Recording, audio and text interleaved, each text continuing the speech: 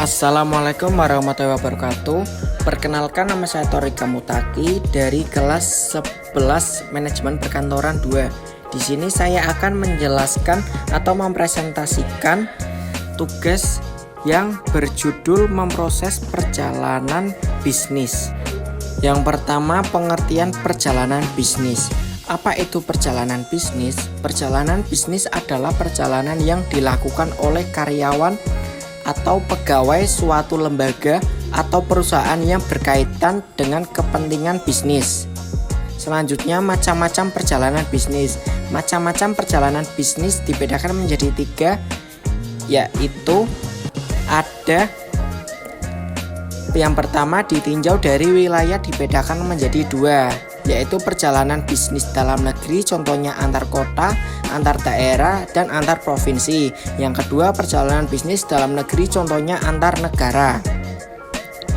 Yang kedua, ada ditinjau dari transportasi dibedakan menjadi 3, yaitu perjalanan lewat darat, perjalanan lewat laut, dan perjalanan lewat udara.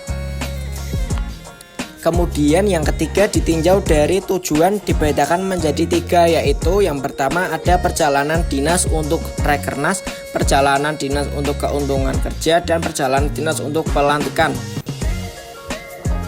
Kemudian hal-hal apa saja yang harus dipersiapkan dalam perjalanan bisnis? Yang pertama ada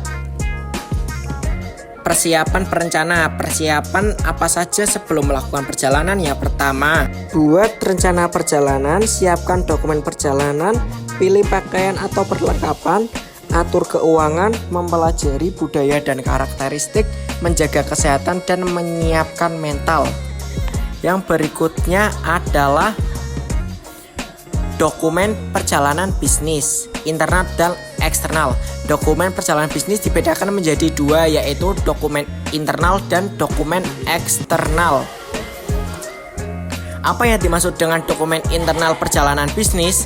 Jenis dokumen ini biasanya dikeluarkan dari pihak internal perusahaan atau departemen internal di sebuah perusahaan yang umumnya berisi informasi dan persyaratan tertentu yang harus dipenuhi oleh karyawan yang akan melaksanakan perjalanan bisnis.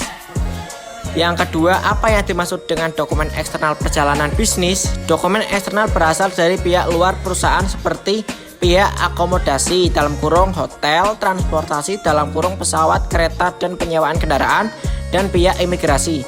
Dokumen eksternal biasanya akan mendukung penyelesaian laporan perjalanan bisnis yang nantinya akan diserahkan ke pihak internal perusahaan. Kemudian ada contoh dokumen internal perjalanan dinas. Contoh dokumen internal yaitu seperti surat tugas dan surat SPPD. Berikut di bawah adalah contoh surat tugas dan surat SPPD. Terus yang kedua ada contoh dokumen eksternal perjalanan dinas. Contoh dokumen eksternal perjalanan dinas yaitu seperti kartu tanda penduduk atau KTP, paspor, dan visa. Berikut di bawah ini adalah contoh-contoh KTP, paspor, dan visa. Yang ketiga, transportasi dan akomodasi. Apa perbedaan dari transportasi dan akomodasi? Yaitu sebagai berikut. Transportasi adalah perpindahan orang atau barang dari suatu tempat ke tempat lain menggunakan kendaraan di ruang lalu lintas jalan.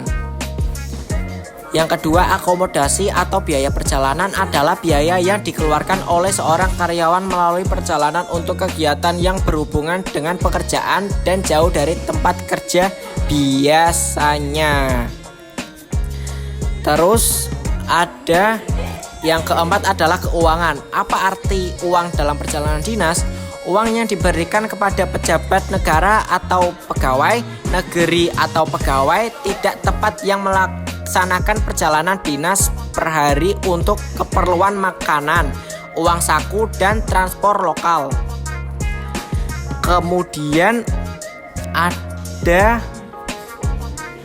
apa saja komponen biaya perjalanan dinas? Perjalanan dinas jabatan terdiri atas komponen-komponen sebagai berikut.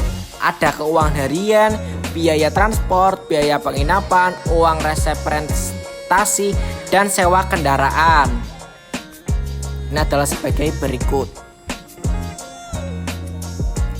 Terima kasih presentasi atau penjelasan dari saya. Apabila ada salah kata, mohon maaf. Wassalamualaikum warahmatullahi wabarakatuh.